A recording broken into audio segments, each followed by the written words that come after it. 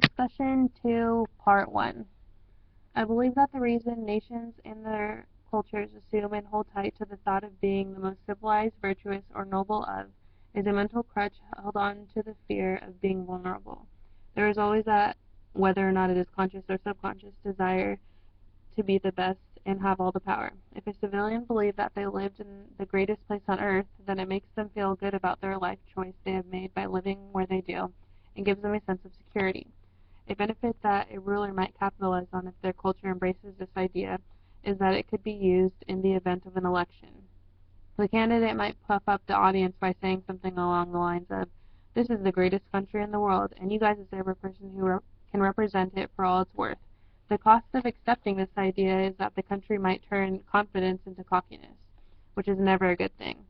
If a little culture like the Hawaiians decided that they were so united and great that they think all the United States of America should be under their reign, then they probably would enter into a war that would end in a few days, not in their favor.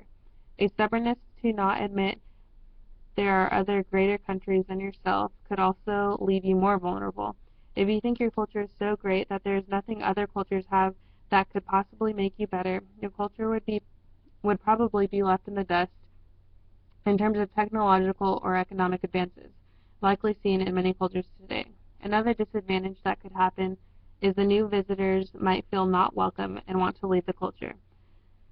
As read in the Cultural Connection on page 147, the girl did not feel welcome and was extremely homesick. The population's increase would have been greater if the culture was not so proud they looked down on anyone who was not a part of it. Part 2. The culture that I think Jack should be placed into after moving from culture A to culture B is culture B. The definition used in our textbook, Intercultural Competence, is that culture is a learned set of shared interpretations about beliefs, values, norms, and social practices, which affect the behaviors of a relatively large group of people. Using this definition as a template, there is no time regulation put onto a person's life within a certain culture.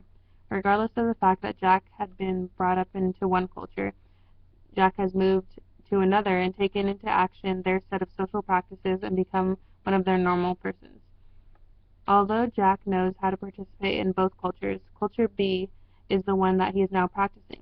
Similar to the Cultural Connection in Chapter 6 on page 142, the girl wrote that she has many different aspects to her: Black, German, American, and a Spanish-speaking girl.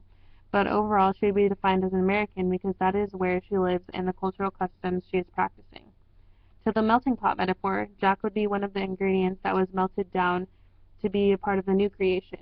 Jack's old culture was transformed into his new environment with a new culture. To the tributaries metaphor, Jack's old culture would be a stream that is eventually merged with the new mainstream. For the tapestry metaphor, Jack has simply taken his thread from one tapestry to another and woven himself in so it is pleasing to the eyes of the new onseers. And for the garden salad metaphor, let's say Jack was a piece of lettuce. Now that Jack is in a new culture, he is still the same piece of lettuce, he just has a different dressing poured on him. Part 3. The forms of racism that I believe cause bigger obstacles to cultural communications are old-fashioned racism, symbolic racism, tokenism, and reverse racism. In all forms of these racists, we see the segregation of a particular group of people based on race or cultural practices. When dealing with the cultural communications, if a culture has premeditated racism about another culture, then it makes those cultures harder to be unbiased when trying to understand each other. The genuine likes or dislikes and degree of unfamiliarity forms of racism are still serious, but not to the same degree as the first four. Just like the cultural connection on the bottom of page 144 in the last sentence that says, "So tell me what you are so I can figure out which box to put you in." These more subtle types of racism are likely to make an individual feel uneasy about themselves and not help cultural